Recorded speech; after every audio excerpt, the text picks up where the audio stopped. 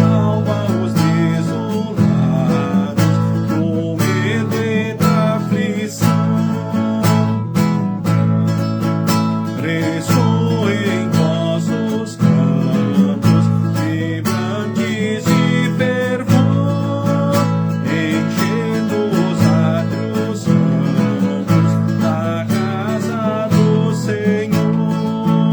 Cobriu-vos de bondade e não vos deixará por toda a eternidade, convosco ficará.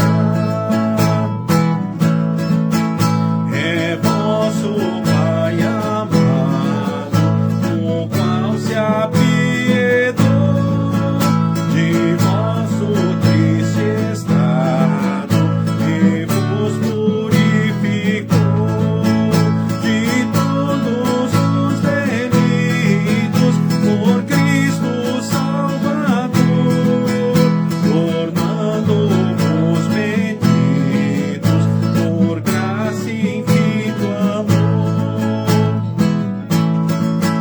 Cantai-lhe doces hinos sem nunca mais cessar, marchai quais peregrinos ao seu celeste lar. Lembrai-vos a bondade que Deus vos dispensou, servindo em piedade a quem vos resgatou.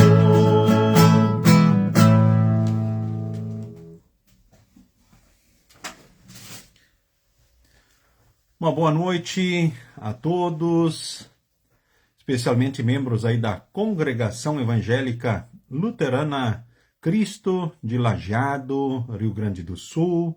Quem está convosco é o pastor Mário Hartmann, pastor desta congregação, né? Com alegria que vemos aí os membros desta congregação e também a saudação àqueles que se unem a nós, que estão aí nos visitando, então, nesta noite. Um abraço, Sr. Adelar Freeling, também a Agnes Mantai, muito bem-vindos. Desmar Dente, também o Silvério Schneider e a sua família, sua esposa, né? Um abraço para vocês. Também aqui, Dona Esther Tomé Loureiro, uma satisfação, né? Tê-la também conosco, Dona Esther. Uma boa noite. Deus abençoe a senhora, o João, abençoe também os seus queridos aí. É maravilhoso podermos estar aqui, então, nos encontrando. Também a Clair von Millen, a Hildegard Martins, a Silvana de Souza, muito bem-vinda também. A Clarice Fac, né? Que bom que também estás aqui, Dona Clarice. Olha que coisa boa, né? Também é Dona Claudete Erdmann, lá do Larias. Também a Malise Petri, né? Um abraço. Lorivaldo Lamp, né? Deus abençoe ricamente. Né? Também aqueles que estão a partir dele participando desse momento de estudo. Então temos mais pessoas aí, a partir do compartilhamento Lorivaldo, que estão participando juntos. Um abraço a todos aí, muito bem-vindos. Também seu Egon Tsel, né? E família lá de São Lourenço do Sul, Deus abençoe ricamente. A Márcia Ritter, também a Maria Bayer, né? E também seu Rubi, lá de Bom Retiro do Sul. É maravilhoso estarmos juntos. Também a Márcia Elisa Daman, né? Saudando a todos. Forte abraço, Márcia. Bom estarmos juntos. Também a Elmira Mertz, lá do Larias, né? Deus abençoe vocês. Aí, seu Manuel também. A dona Jurema Schneider. Isso aí, vamos fazer um reforço do estudo aí, né? Bem-vindos vocês. Renita Groy, lá de Caxias do Sul. Né? O seu Ayrton Darcy Wildner, né? Também aí, né? Compartilhando o estudo e mais 5 pessoas com ele aí, né? Se unindo então a nós, né? Um abraço a todos. Também Valdecir Machado Rodrigues, né? Com mais 4 pessoas se unindo a ele também no compartilhamento, né? Rosimai, então bem-vindos, né? Que bênção estarmos aqui, então nos reunindo então para esse momento de estudo. Que Deus continue guardando e abençoando a cada um, né? Depois de mais um dia, né? De lutas e desafios que Deus colocou diante de nós, agora aqui então nos encontramos, temos o privilégio de nos encontrarmos uns com os outros nessa transmissão, e assim também nos encontrarmos com Deus na sua santa palavra, porque estaremos estudando, né, então a palavra do nosso Deus, então aqui nessa noite. Convido você para o momento de oração, ali onde você está, na sua casa, junto dos seus queridos. Convido a todos a juntarem suas mãos, fecharem os olhos, baixarem a cabeça, e assim nós nos concentrarmos e falarmos com nosso Deus, que muito nos ama, então em oração. Em nome do Pai, e do Filho, e do Espírito Santo. Amém. Senhor Deus, amado Pai, nós aqui nos reunimos para mais um momento de estudo bíblico, de estudo da Tua Santa Palavra. Juntos aqui te rendemos graças, porque Tu és um Deus todo-poderoso, Tu tens o universo nas Tuas mãos, Tu tens a vida de cada um de nós também em Tuas mãos, sob o Teu controle, sob o Teu domínio. Nós te louvamos porque também Tu és um Deus onipresente, ou seja, que está presente em todos os lugares ao mesmo tempo. Um Deus que estás sempre conosco. Te louvamos porque também Tu és um Deus onisciente, ou seja, que tem todo o conhecimento. Conheces o passado, o presente e o futuro. Tu sabes o que se passa no coração e na mente de cada um de nós que aqui participa desse estudo. Queremos nesse momento, ó Deus, te agradecer porque Tu és um Deus misericordioso, um Deus grande no amor.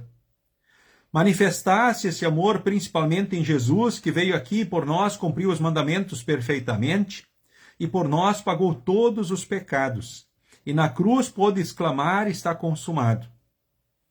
Ou seja, por Jesus, nós somos Teus filhos e temos o perdão, a salvação, a vida eterna e a Tua presença na nossa vida em todos os dias e momentos.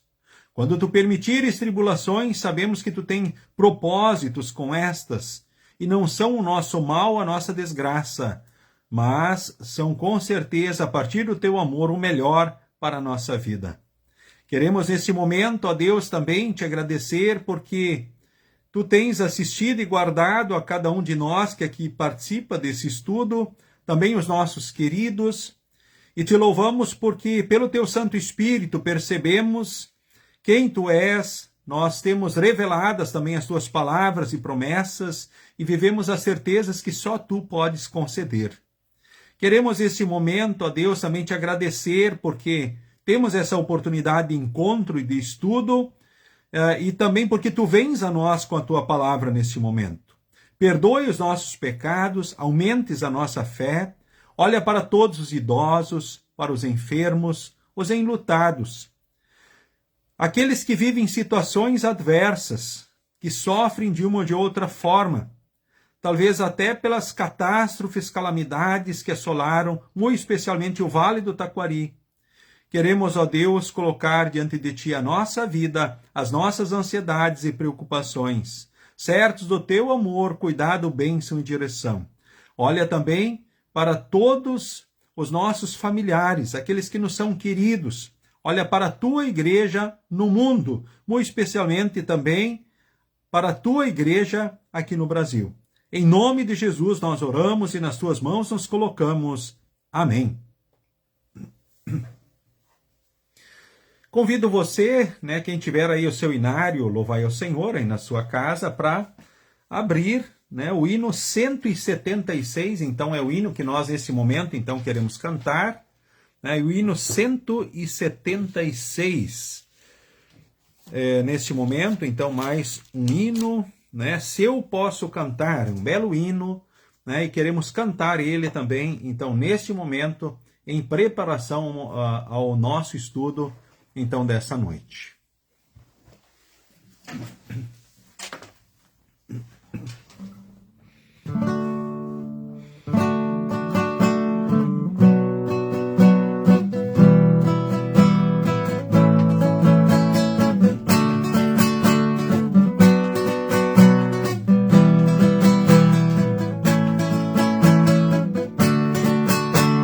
Se eu posso cantar esta canção e até sorrir, posso porque tenho a salvação.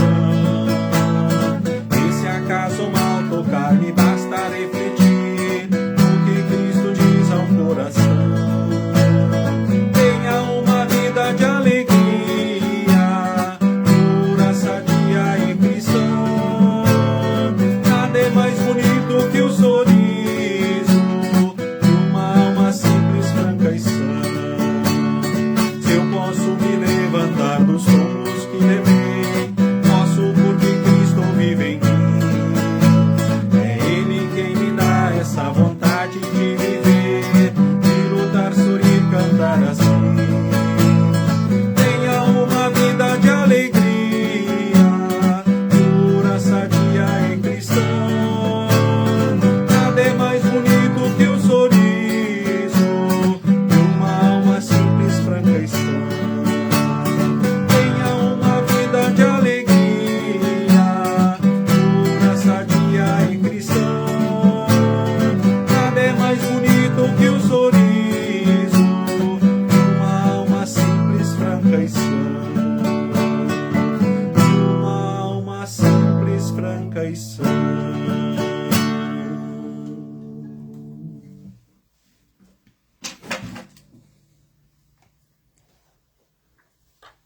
Muito bem, também quero nesse momento saudar então mais alguns participantes aí do estudo, então nessa noite.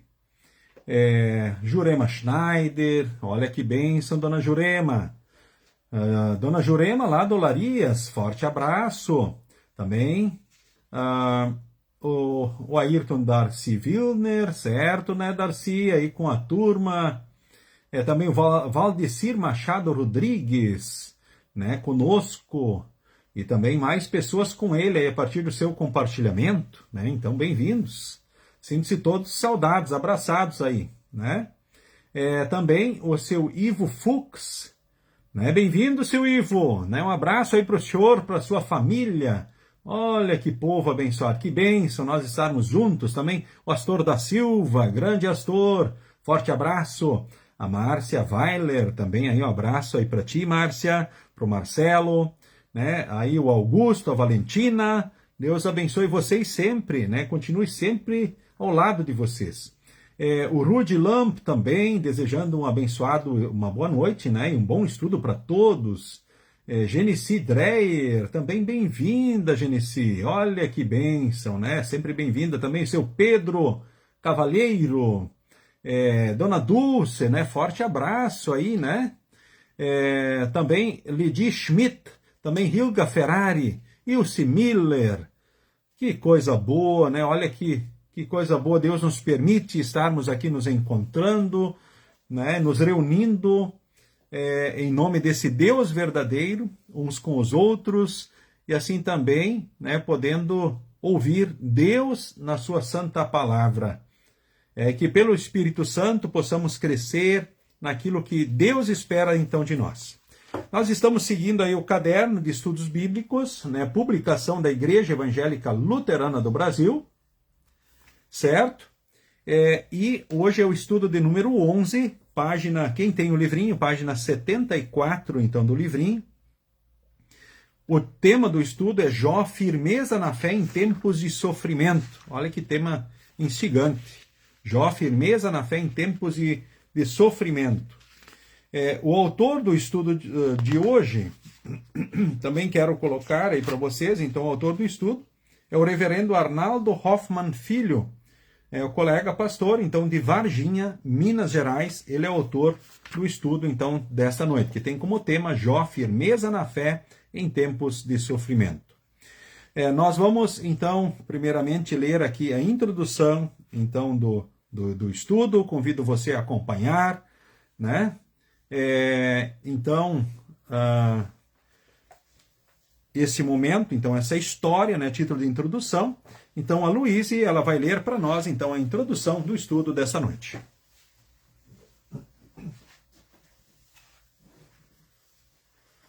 Um idoso de cabelos brancos chamado Policarpo, bispo de Esmirna, estava perante um juiz romano, por ter sido acusado de um crime horrível, ser cristão.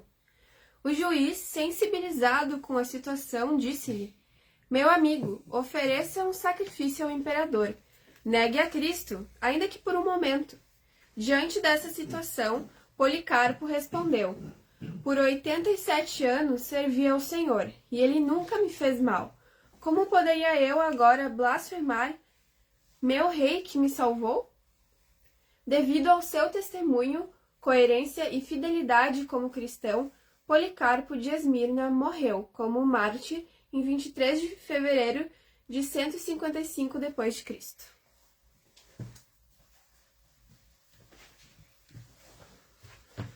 Muito bem. Não sei o quanto você captou da história. Você já tinha ouvido a história de Policarpo em algum momento? Você lembra quando ouviu ela pela última vez? Então, Policarpo, ele era bispo de Esmirna. Antes de falar um pouco mais sobre a história, sobre a vida, então, de Policarpo, que é um mártir da fé cristã, em tempos de perseguição ao Evangelho. Talvez alguns que participam do estudo ouviram a história de Policarpo quando tiveram o estudo presencial. Certo, dona Jurema? Assim como outros também que talvez aqui estão, ou quem já leu esse estudo, porque o livrinho está nas mãos de vocês.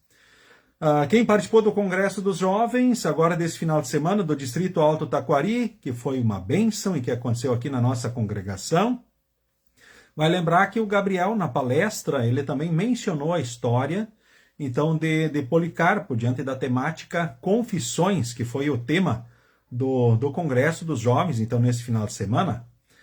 Tem alguns jovens que participam aqui que ouviram também já essa história de Policarpo. É uma história fantástica, uma história maravilhosa, um grande homem de Deus, né, dentro da história da igreja cristã, então chamado então Policarpo. Mas antes de falar um pouco mais sobre ele, eu quero mencionar aqui a história aliás, o texto bíblico registrado em Apocalipse capítulo 2, do versículo 8 ao versículo de número 11. Apocalipse, então, capítulo 2, do versículo 8 ao versículo 11. Convido você a abrir a sua Bíblia aí também.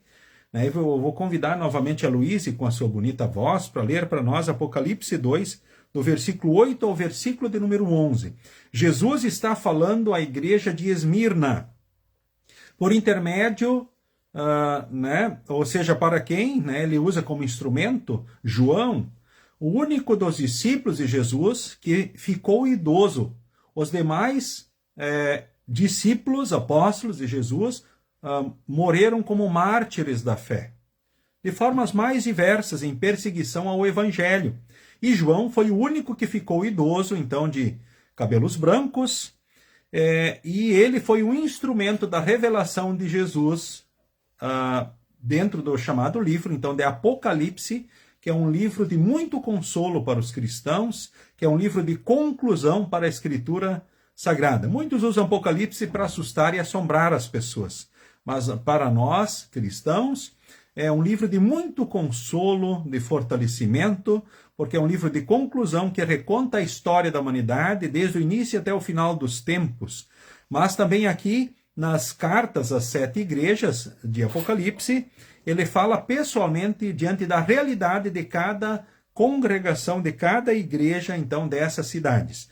Então, o assunto é a igreja de Esmirna, porque Policarpo também era bispo, então, de Esmirna. Essa carta foi escrita em torno do ano 90, mais ou menos, depois de Cristo.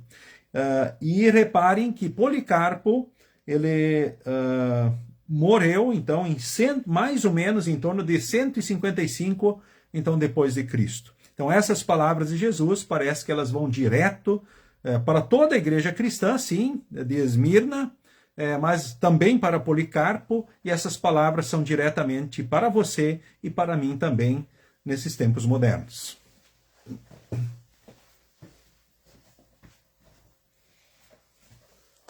Ao anjo da igreja de Esmirna, escreva o seguinte: esta é a mensagem daquele que é o primeiro e o último, que morreu e tornou a viver. Eu sei o que vocês estão sofrendo. Sei que são pobres, mas de fato são ricos. Sei como aqueles que afirmam que são judeus, mas não são, falam mal de vocês. Eles são um grupo que pertence a Satanás. Não tenham medo do que vocês vão sofrer. Escutem. O diabo vai pôr na prisão alguns de vocês, para que sejam provados, e sofram durante 10 dias. Sejam fiéis, mesmo que tenham de morrer, e como prêmio da vitória, eu lhes darei a vida. Portanto, se vocês têm ouvidos para ouvir, então ouçam o que o Espírito de Deus diz às igrejas. Aqueles que conseguirem a vitória não sofrerão o castigo da segunda morte.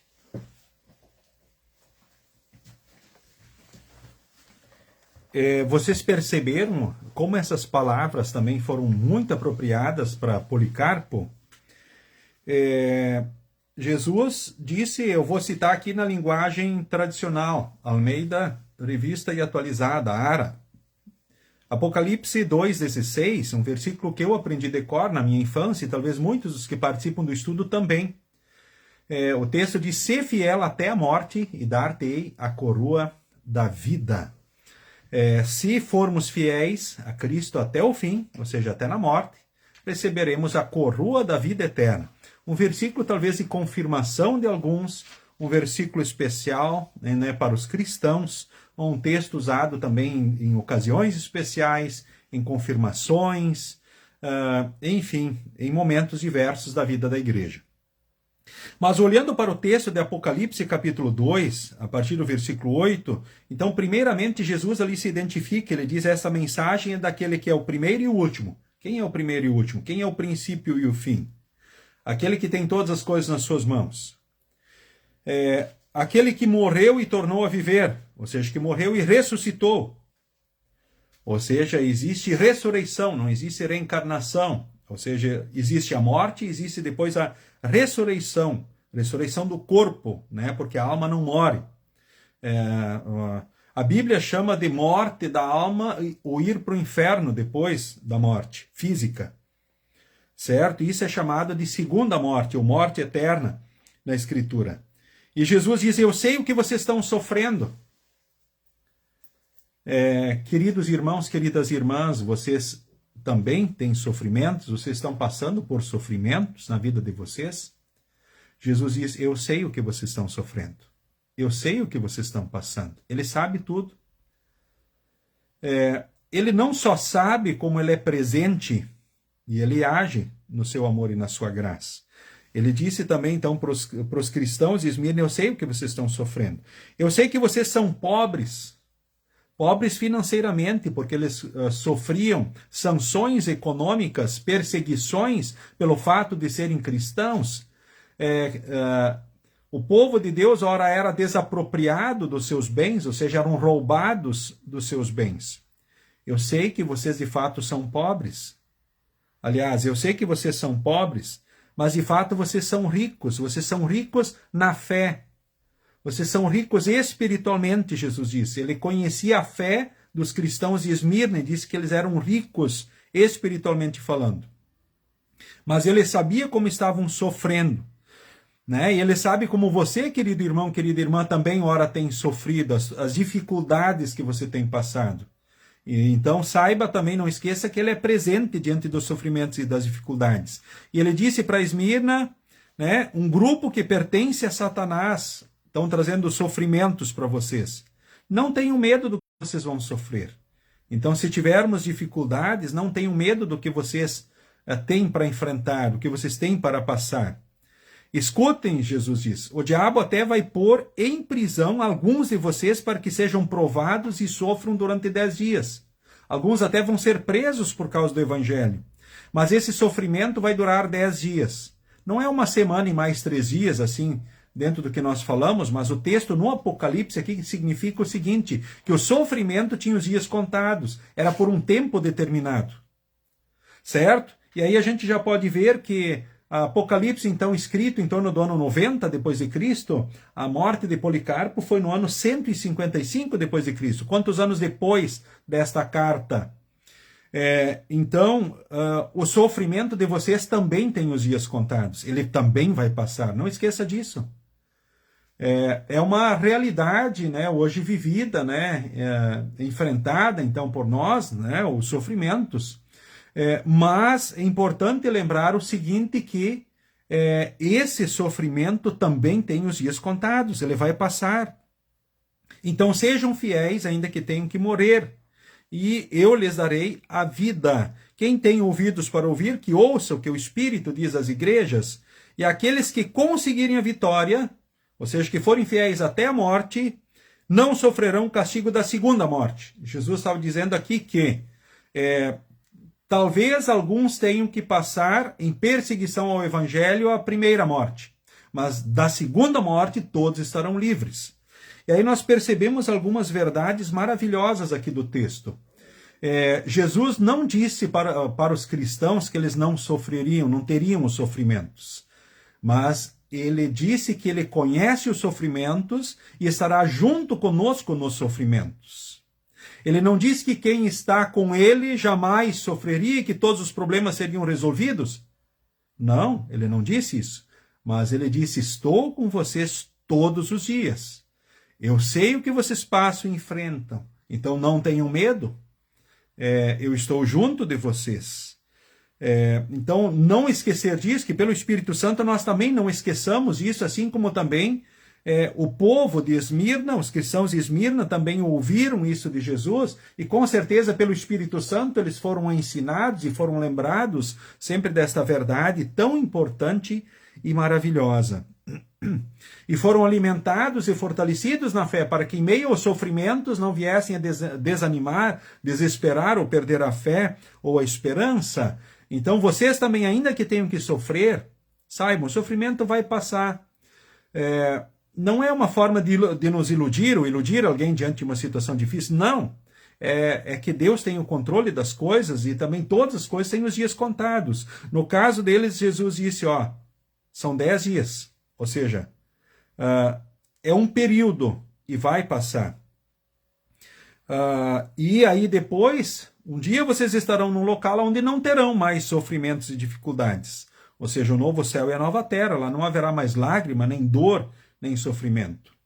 Agora, o autor do estudo, ele levanta assim, uma pergunta bem interessante para nós. A pergunta é, por que Policarpo, sendo servo de Deus, não foi livrado da morte?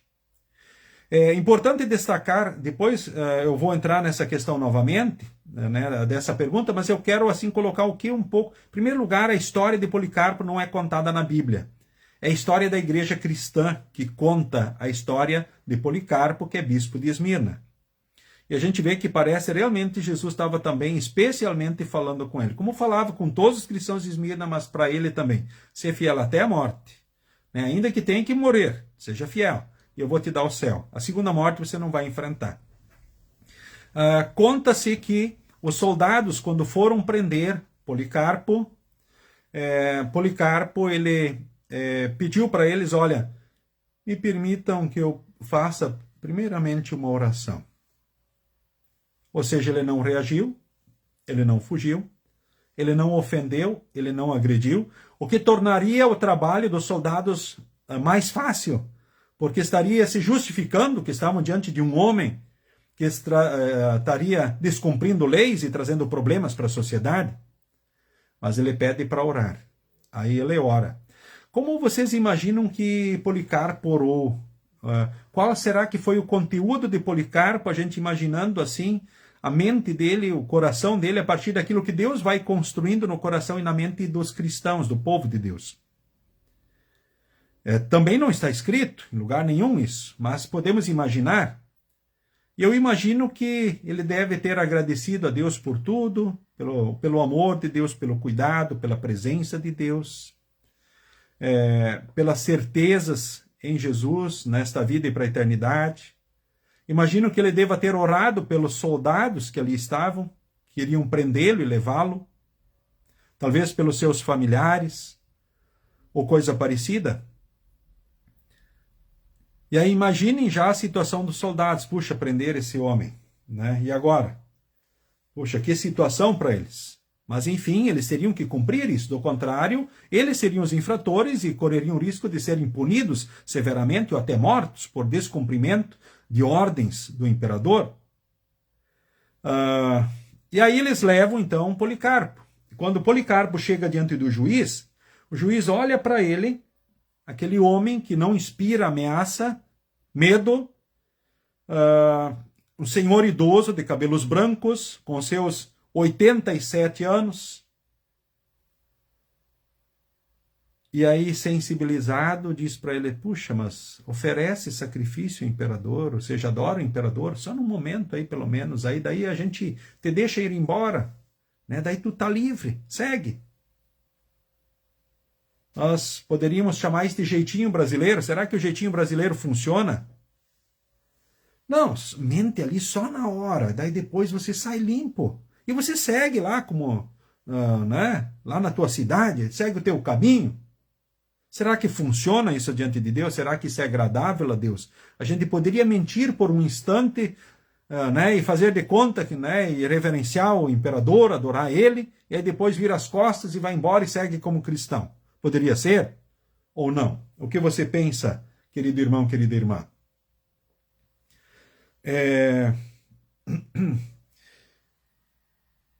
Vamos ver o que Jesus diz sobre o assunto. Eu vou convidar a Luíse para ler para nós Mateus capítulo 10, o versículo 32, do local onde é que ela está aqui no estúdio. Né? Mateus 10, 32. Jesus, então, fala sobre o assunto. Poderíamos usar o jeito brasileiro se nós estivéssemos na situação de Policarpo, só para seguirmos livres e depois seguirmos com a nossa fé. O que Jesus diz sobre isso, Luíse? Se uma pessoa afirmar publicamente que pertence a mim, eu também, no dia do juízo, afirmarei diante do meu Pai que está no céu que ela pertence a mim. E aí, poderia-se usar essa estratégia? Só mentir para escapar da morte? E adorar, né, oferecer culto ao imperador? Já que os imperadores, nesses anos, eles tinham mania de quererem ser deuses e impedir o povo de adorar qualquer outro, exceto o próprio imperador, sob ameaça de morte, pena de morte. E esse jeitinho brasileiro funcionaria? Mente na hora só para fugir da morte e depois segue como cristão?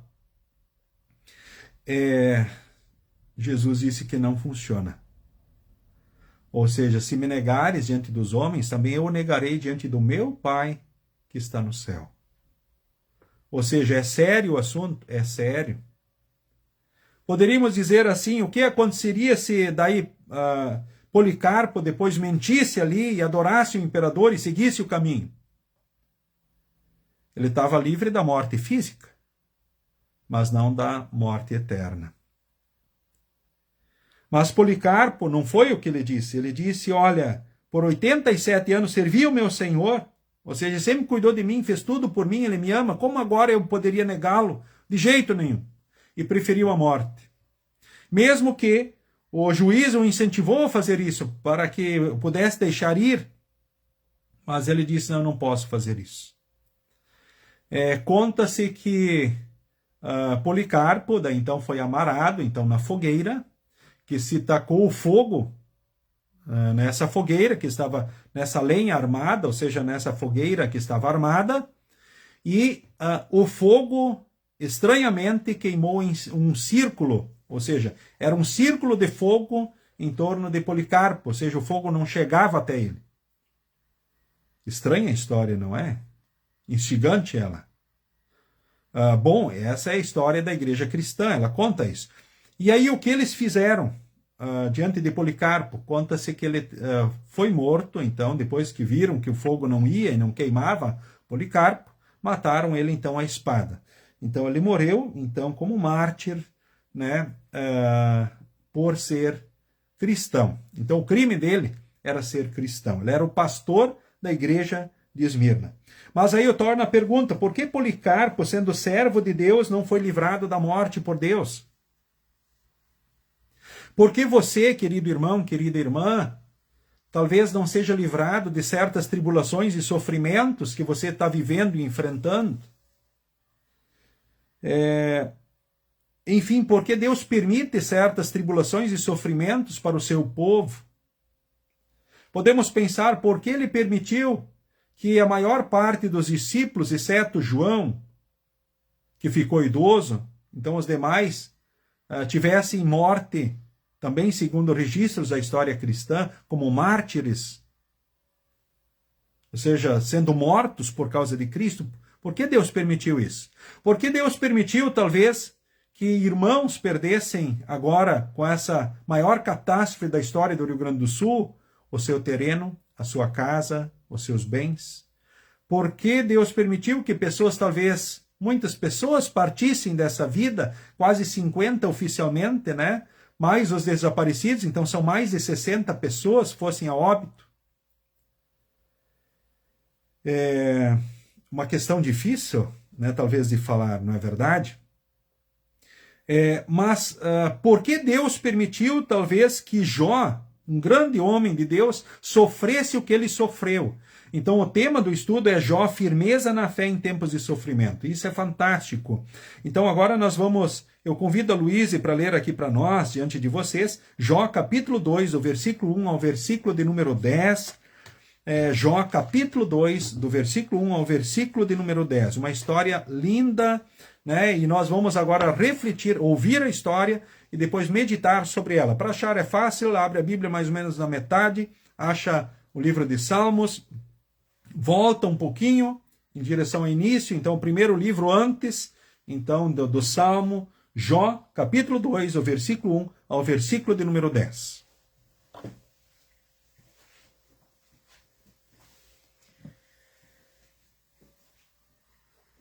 Chegou de novo o dia em que os servidores celestiais vieram apresentar-se diante de Deus, o Senhor, e Satanás também veio no meio deles.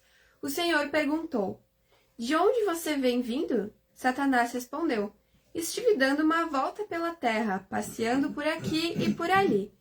Aí o Senhor disse: "Você viu meu servo Jó? No mundo inteiro não há ninguém tão bom e tão honesto como ele. Ele me teme e procura não fazer nada que seja errado. No entanto, você me convenceu e eu o deixei desgraçar Jó, embora não houvesse motivo para isso. Mesmo assim, ele continua firme e sincero como sempre." Satanás respondeu: "É só tocar na pele dele para ver o que acontece. As pessoas não se importam de perder tudo desde que conservem a própria vida.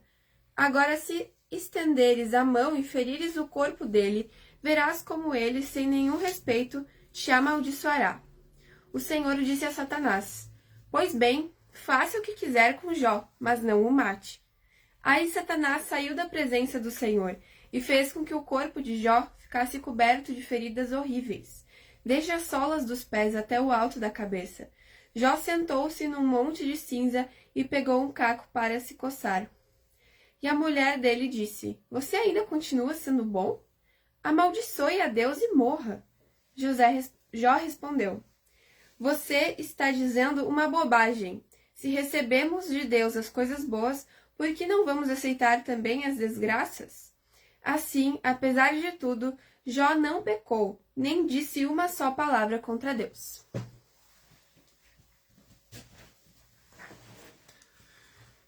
Que texto fantástico, né? Não é verdade? O texto, ele chama a atenção, né, que existe um dia em que os servidores celestiais, ou seja, os anjos, comparecem diante de Deus para falar com Deus, para prestar relatório do seu trabalho. E aí o que aconteceu? Que o diabo também, então, entrou nessa fila. Então, quando o diabo quer falar com Deus, ele precisa entrar na fila, ele não pode furar a fila, ou seja, ele precisa respeitar, e quando chegar a vez dele, daí ele fala então com Deus. E eu vou dizer para vocês o seguinte: Deus instigou o diabo diante de Jó. Talvez alguém talvez possa pensar e imaginar que Deus fora frágil diante de Satanás. Errado. Eu já vou mostrar para vocês aí o seguinte. Bom, Deus é Deus. O diabo é uma criatura de Deus.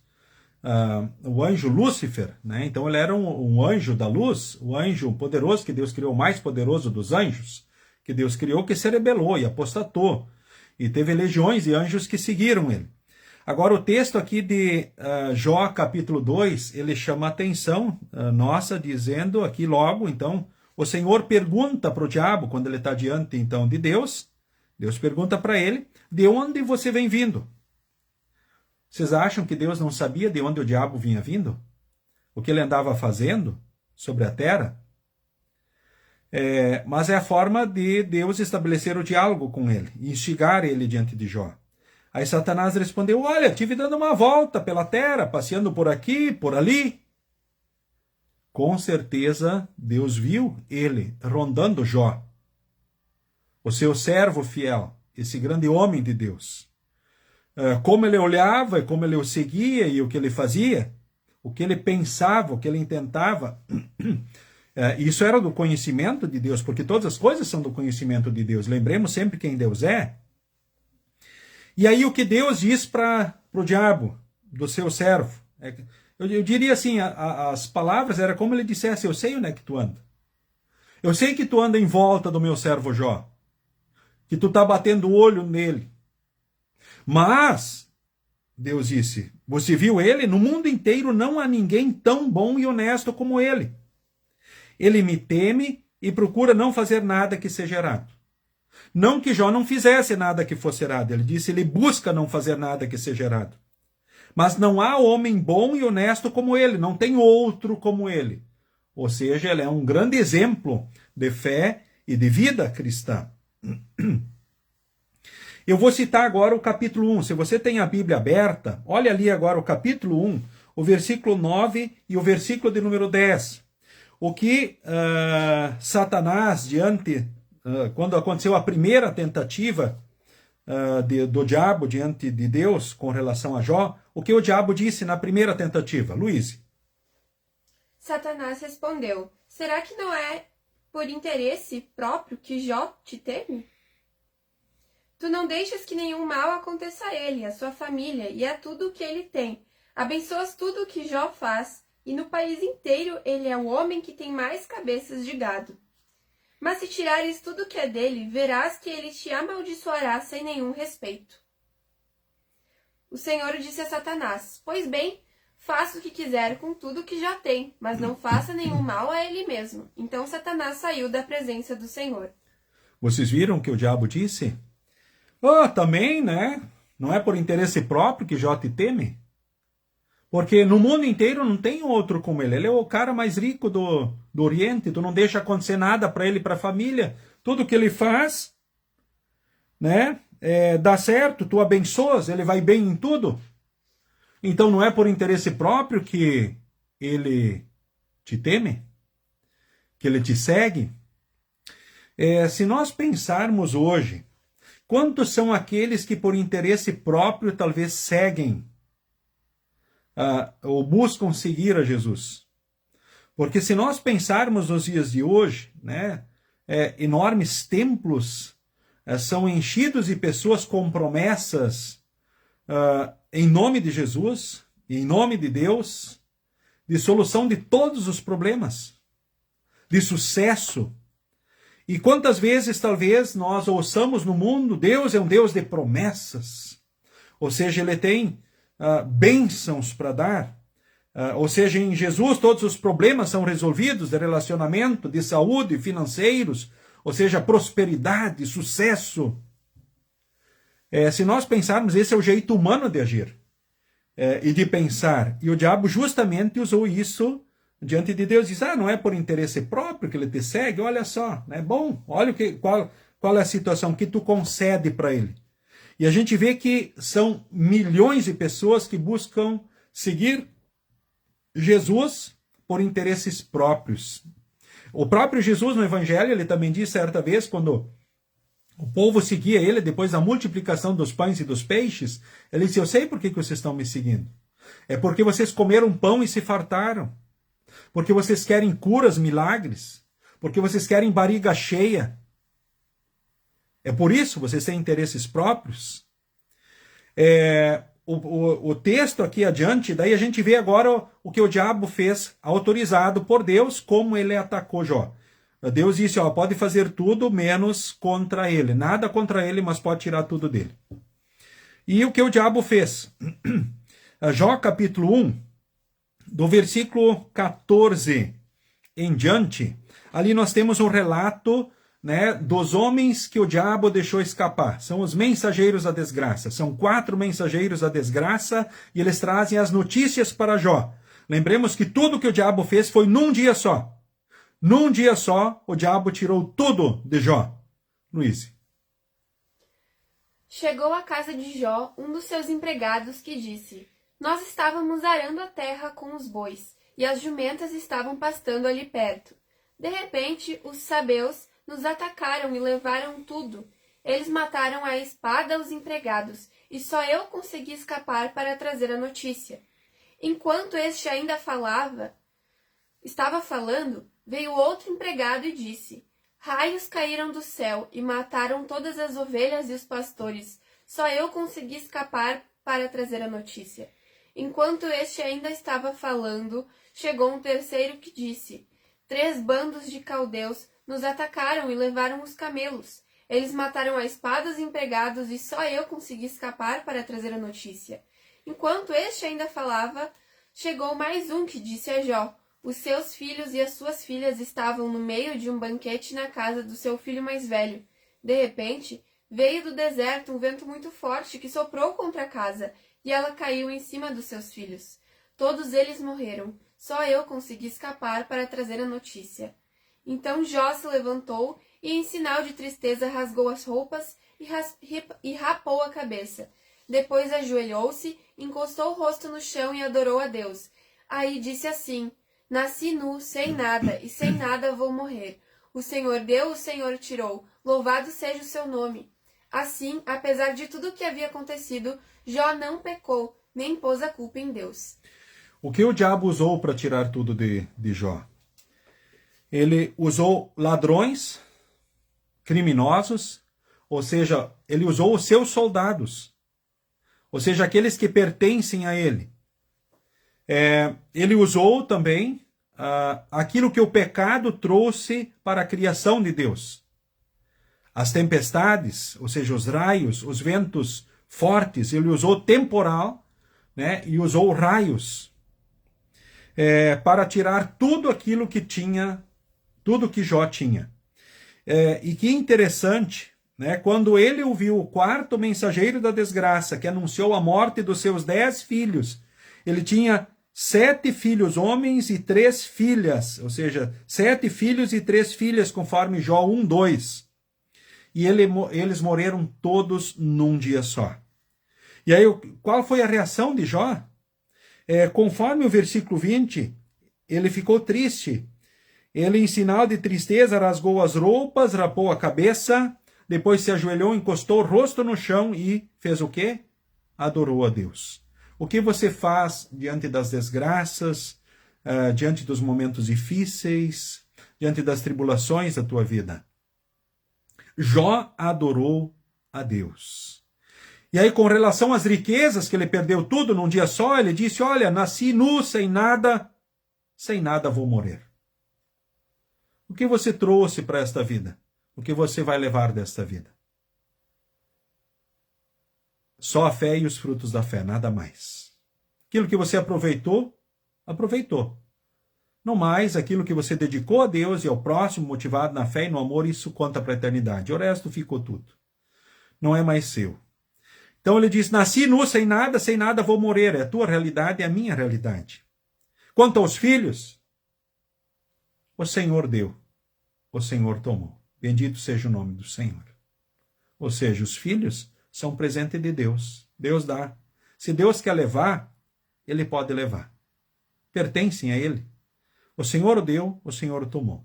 Surpreendentemente, o versículo 22, assim, apesar de tudo o que havia acontecido, Jó não pecou, nem pôs a culpa em Deus. E aí vem o texto do estudo de hoje, o capítulo 2. Aí o dia dos anjos diante de Deus, o diabo entra na fila, e Deus novamente instiga o diabo e diz: tu viu meu servo Jó? Eu sei, tu anda atrás dele. Mas tu viu? Ele não há como ele. No mundo inteiro não tem ninguém tão bom e honesto como ele. Ele me teme e procura não fazer nada que seja errado. No entanto, você me convenceu e eu deixei desgraçar Jó, embora não houvesse motivo para isso. Mesmo assim, ele continua firme e sincero como sempre. O que o diabo disse, então, no versículo do número 4, Luiz? É só tocar na pele dele para ver o que acontece. As pessoas não se importam de perder tudo desde que conservem a própria vida. Agora, se estenderes a mão e ferires o corpo dele, verás como ele, sem respeito, te amaldiçoará. E assim o Senhor disse a Satanás: Pois bem, faça o que quiser com Jó, mas não o mate. Aí Satanás saiu da presença do Senhor e fez com que o corpo de Jó ficasse coberto de feridas horríveis, desde as solas dos pés até o alto da cabeça. Jó sentou num monte de cinza e pegou um caco para se coçar. E a mulher dele disse: Você ainda continua sendo bom? Amaldiçoe a Deus e morra. Jó respondeu: Você está dizendo uma bobagem. Se recebemos de Deus as coisas boas, por que não vamos aceitar também as desgraças? Assim, apesar de tudo, Jó não pecou, nem disse uma só palavra contra Deus. Muito bem, então o diabo disse: as pessoas não se importam de perder tudo. Será que não? Será que as pessoas não se importam na hora de perder tudo? Lembremos que o diabo é o pai da mentira, ele é um mentiroso. Será que isso mexe com as pessoas ou não? Desde que conservem a própria vida. Mas agora, se ferires o corpo dele, ou seja, agora, se ele ficar doente, se ele sentir na carne, aí você vai ver que sem nenhum respeito, ele vai te amaldiçoar. Aí Deus autorizou o diabo de mexer no corpo, mas Deus disse: só não mata ele. Matar não. Mas pode tirar a saúde dele, pode mexer no corpo. Faça o que tu quiser. E o diabo encheu ele de feridas horríveis da sola dos pés até o alto da cabeça. Isso significa que Jó, ele não podia andar. Como alguém com feridas nos pés poderia andar? Como alguém com feridas nos pés poderia caminhar? Pode caminhar. Ou seja, que situação difícil ele estava.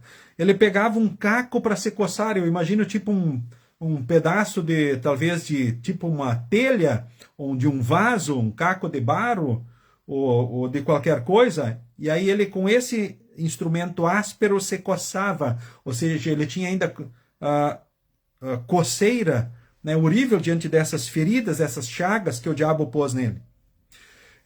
E aí o que acontece? Né? Vem a mulher dele e diz: você ainda continua sendo bom? Amaldiçoe a Deus e mora. Ali literalmente ela foi um instrumento do diabo. Ela diz: puxa, ainda tu tá com Deus, João? Olha só. Olha o que ele permitiu para você. Você perdeu tudo, não tem mais nada. Do homem mais rico ficou o miserável da sociedade, ou seja, da terra. E agora você ainda continua com ele? Amaldiçoe a Deus e mora. Literalmente o diabo estava falando diante da misericórdia e compaixão da sua esposa. Ou seja, aí podemos ver que a misericórdia, ora, a compaixão de pessoas podem ser instrumentos também do diabo diante das pessoas. Por exemplo, essa misericórdia, esse sentimento de compaixão, de lamento, de dor da sua esposa, acabou sendo um instrumento do diabo para instigar Jó a fazer aquilo que o diabo queria: amaldiçoar a Deus. E mais, amaldiçoa a Deus e mora. E dá um basta, já era para ti. Não tem mais nada, o corpo cheio de feridas. Que situação você vive? Ou seja, ela que viveu a bonança, a bênção, a prosperidade junto do seu marido, né, quando tudo estava bem, agora vê a desgraça total e a saúde dele destruída completamente. Agora, qual foi a resposta de Jó? Você está dizendo uma bobagem. Se recebemos de Deus as coisas boas, por que não vamos aceitar também as desgraças? Se recebemos de Deus as coisas boas, ou seja, as coisas boas vocês recebem de Deus. Vocês querem as coisas boas. Vocês se alegram com elas. É fato, claro, as almejamos, queremos, é um desejo natural nosso como seres humanos. Mas por que não aceitar também as desgraças? É fato que elas não nos alegram, que elas nos entristecem, nos trazem dor, né? Aí tornamos aquela questão. Então, por que não aceitar também as desgraças? Por que Policarpo, então, sendo servo de Deus, não foi livrado da morte? Eu vou, neste momento, destacar 3 coisas que tenho destacado à luz da palavra de Deus para os cristãos continuamente a respeito do assunto. Para que Deus permite Deus, quando permite situações, ele sempre tem propósitos. Lembremos, nada está fora do seu controle, diante dos seus olhos, diante do Deus que ele é. Então, se ele permite situações adversas na minha vida, na tua vida, ele tem propósitos. E não são ruins os propósitos de Deus. O primeiro propósito é provação e fortalecimento da fé. 1 Pedro capítulo 1 lá diz assim, né, que o ouro, para agregar valor, ora ele precisa passar pelo fogo. Quando ele passa pelo fogo, ele é purificado, ele é transformado em joias preciosas. Então o cristão, quando passa pelo fogo, ele é fortalecido, ele é transformado. Ou seja, Deus tem o primeiro propósito de provar, fortalecer, agregar valor, né, nos purificar, nos lapidar, nos trabalhar. Esse foi o grande propósito, esse é um grande propósito que ora Deus tem quando permite situações adversas. Segundo lugar, quando ele permite, é para testemunho da fé. Pela vida de Policarpo, nós hoje ouvimos do seu testemunho, hoje, em 2024, depois de Cristo, tantos anos depois, nós ouvimos desse exemplo de fé e vida. Jó, quantos cristãos talvez foram salvos, foram orientados, fortalecidos pelo testemunho da vida de Jó registrado na Escritura Sagrada? Ou seja, o testemunho da fé. Os cristãos em sofrimentos, onde você costuma buscar ajuda, socorro, orientação? Na palavra. Os familiares, os amigos, as pessoas sabem onde nós recorremos, onde buscamos, no que confiamos, no que nos apegamos. Onde colocamos a nossa vida, ou nas mãos de quem colocamos a nossa vida, a nossa história. Ou seja, diante de Deus, não é verdade? Ou seja, testemunho da fé. E o terceiro motivo, podem ter certeza, ainda eu cito aqui cristãos que foram arrastados em arenas e foram mortos por animais selvagens. E simplesmente se curvavam e não lutavam, mas simplesmente morriam diante de ataques de feras selvagens. Mas talvez alguém diria, puxa, mas por que eles sendo cristãos, Deus deixava eles morrerem? Ou passar por tudo isso? Ou por que sendo cristãos nós passamos tudo isso nos dias de hoje? Testemunho da fé, queridos irmãos. Para testemunharmos a fé, quantos cristãos já foram salvos pelo testemunho desses? Na época em que cristãos foram mortos em arenas, foi a época em que mais a igreja cristã cresceu no mundo. O cristianismo foi perseguido a ferro e fogo, mas foi a época que mais a palavra de Deus, o evangelho, se espalhou. Porque o mundo olhava, puxa, pessoas morrendo por causa de Cristo, alguém morre por uma causa que não seja justa, que não seja boa, que não seja verdadeira? Não. E foi isso que aconteceu. Ou seja, o testemunho foi impactante na história do mundo. Né? Tanto dos discípulos, apóstolos, profetas, os evangelistas, né? Enfim, e também nos dias de hoje, pelos cristãos de hoje. Então, o segundo propósito de Deus é testemunho da fé. E o terceiro é disciplina. Conforme em Hebreus, nós lemos lá que Deus que ama, ora, ele disciplina, ele permite situações para correção também. Ou seja, um pai que ama um filho, quando ele vai para o caminho errado, ele disciplina ele. Hebreus capítulo 12, o versículo de número 5, lá eu leio, preste atenção, meu filho, quando o Senhor, né, o castiga, e não se desanime quando ele o repreende, porque o Senhor corrige quem ele ama e castiga quem ele aceita como filho. Aqui é castiga no sentido de disciplina, ou seja, ele disciplina aquele que lhes ama. Então, 3 propósitos diante das tribulações. Primeiro, provação, fortalecimento. Segundo, testemunho da fé. Terceiro, disciplina. Guarde isso bem na memória. Eu vou pedir para a Luísa ler agora, na página 75, o comentário do autor do estudo, Jó, o homem que soube sofrer.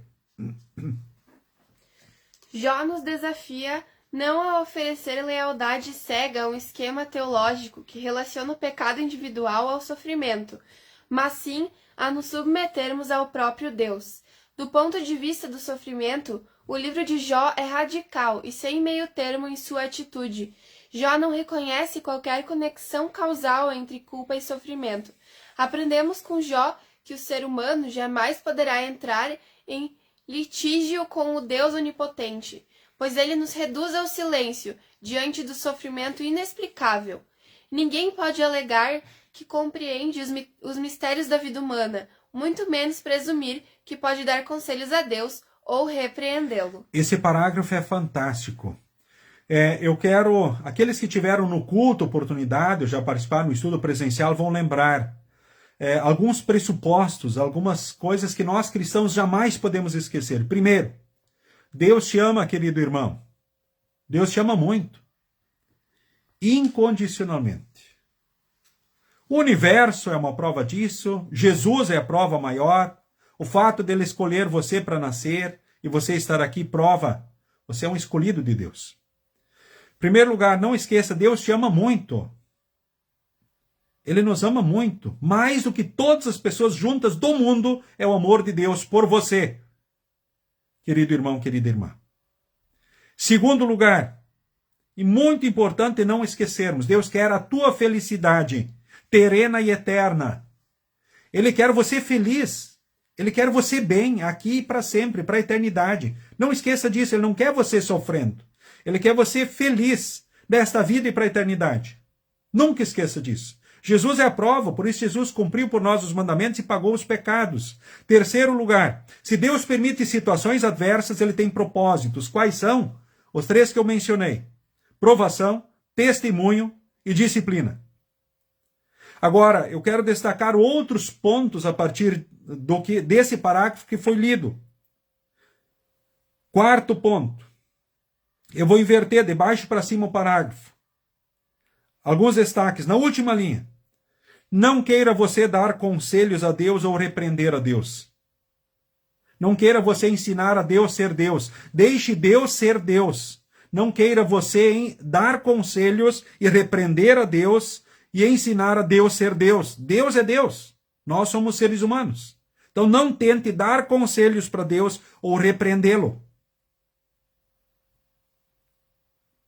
Quinto, jamais entre em litígio com Deus. Não fique na contramão de Deus, jamais. Nunca. Deus é o Criador do universo, ele tem a vida de todas nas mãos. Tudo que somos e temos vem dele. Não entre em litígio com Deus, jamais. Sexto, se submeta sempre à vontade de Deus. Que você possa sempre orar e dizer, seja feita a tua vontade, assim na terra como no céu. Sétimo, não tente explicar o sofrimento.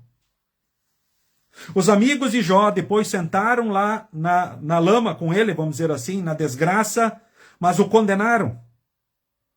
Depois tiveram que pedir perdão para Deus, tiveram que pedir perdão para Jó, porque eles condenaram. Não tente explicar o sofrimento de ninguém. Deixe Deus cuidar de todas as coisas, deixe Deus ser Deus, não vamos pôr no lugar de Deus. Nem na condição de juízes, jamais. Você tem boa memória? Então vamos lá, né? Primeiro lugar, não esqueça, Deus te ama muito, incondicionalmente. Segundo, Deus quer a tua felicidade terrena e eterna. Terceiro, se ele permite situações com propósitos. Quais são? Provação, testemunho e disciplina. Quarto, não tente dar conselhos a Deus ou repreender a Deus. Quinto, não entre em litígio com Deus. Não vá na contramão de Deus.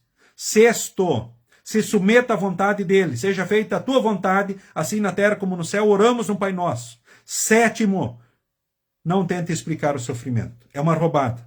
Facilmente nos pomos na condição de juízes.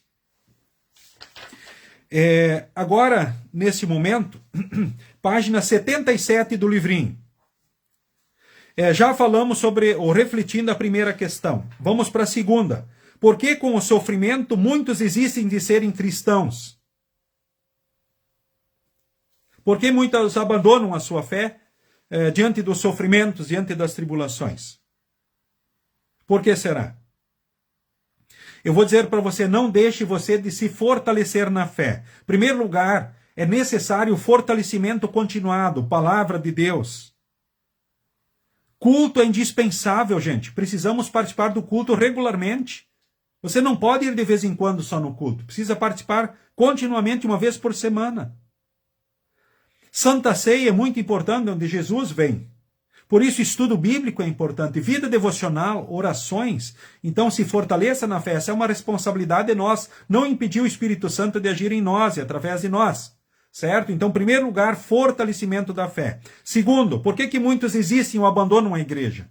Talvez seguem aqueles que vendem bênçãos, promessas e prosperidade.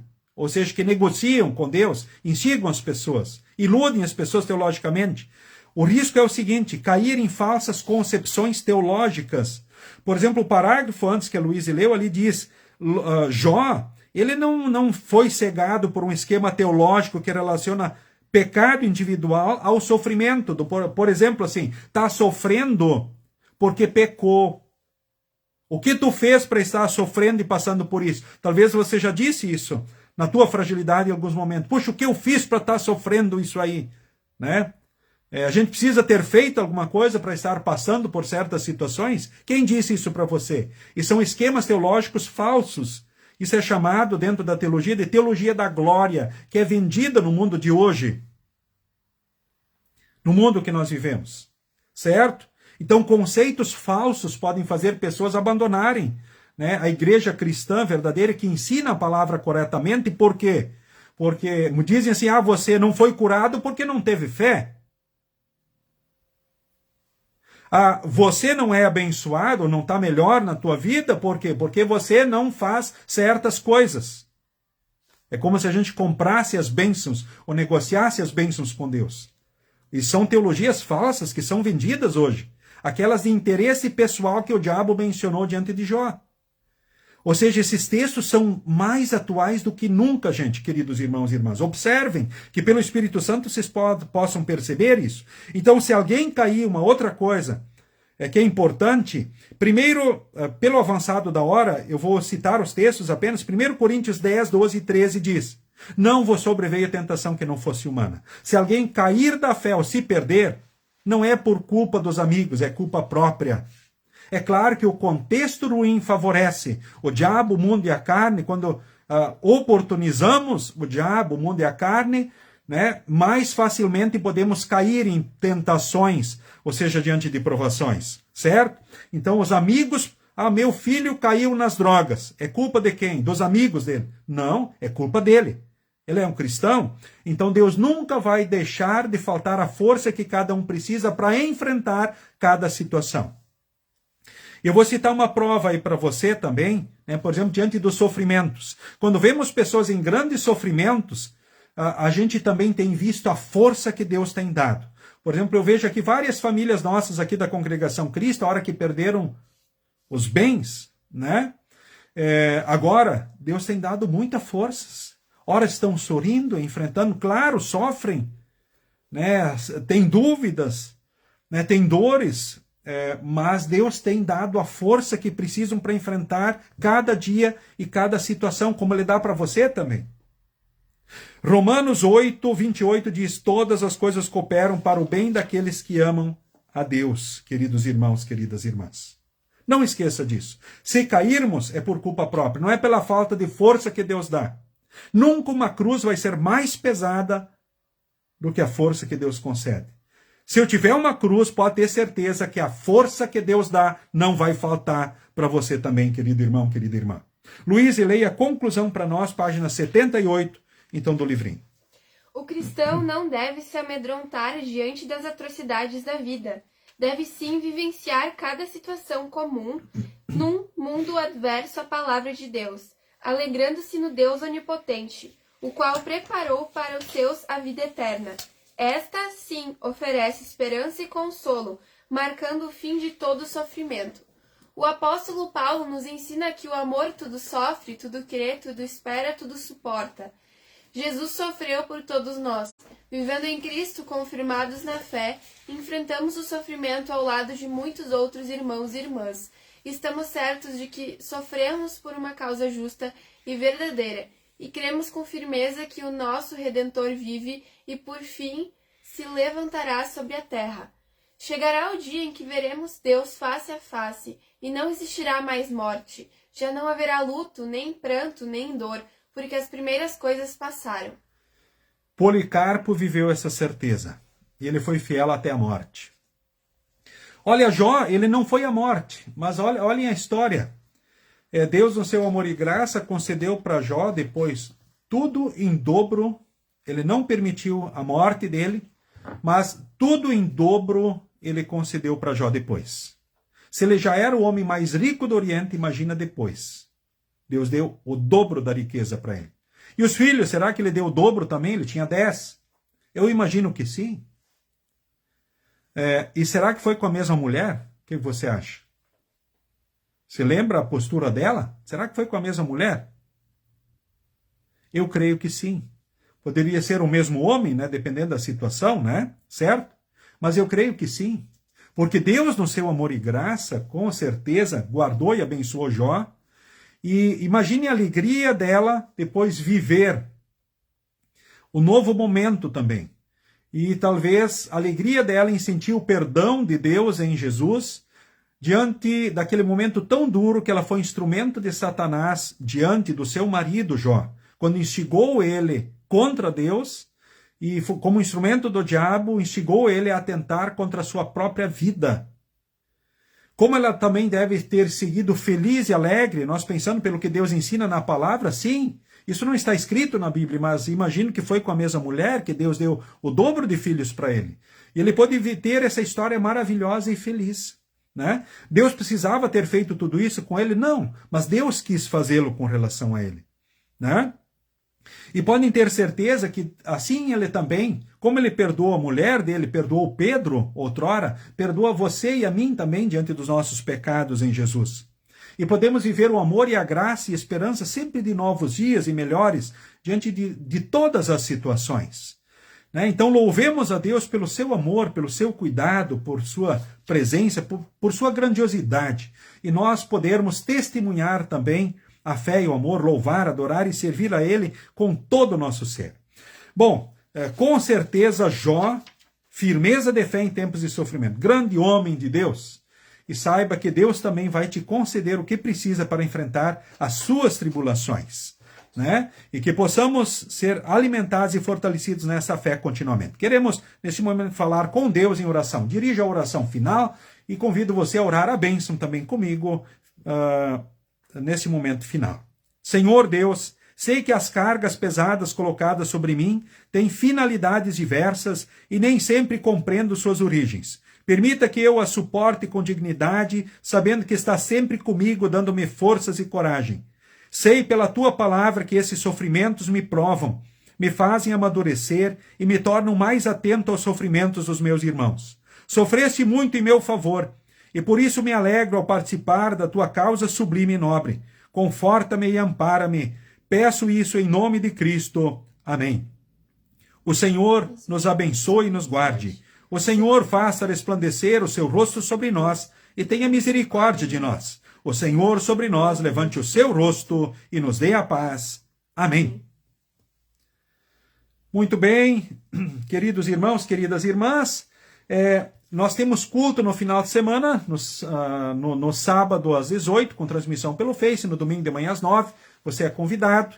Também amanhã teremos culto em Cruzeiro do Sul, às 20 horas, e também na sexta-feira, às 19 horas, no Olarias, no ponto de culto no Olarias. O próximo estudo online vai ser no dia 11 de setembro. Então, daqui a 2 semanas, no dia 11, às 19h30, convido você a participar, então, conosco também, então, desse próximo estudo. A saudação especial a todos que aqui se uniram a nós, que participaram desse estudo, um abraço aí também a Mayra, Fernanda Loureiro, Lisandra Valbren, Noeli Bauer, Márcia Bonenberg, também Dona Verna Gitz, Marli Reisner, Clacide Godoy, olha só, que bênção, Dona Claci, forte abraço, Eloir Hir também e família, e a todos vocês aí que se uniram a nós, então, nessa noite de estudo, nos despedimos cantando o hino 179 do Inário Louvai ao Senhor. Queridos irmãos, queridas irmãs, sigam com Jesus e sigam bem.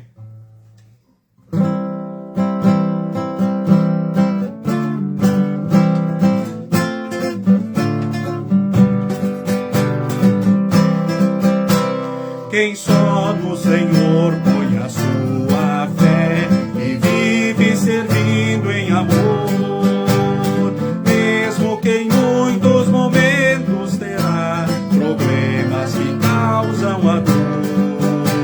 É nesses momentos que a sua fé dará provas de existir, pois soluções o Senhor mostrará que ainda existem aqui. Confiem em Deus, pois é o Senhor que sempre conosco está. Confiem em Deus, pois é o Senhor que sempre conosco está. Em muitos momentos nós vamos ter a ideia de que tudo é mal,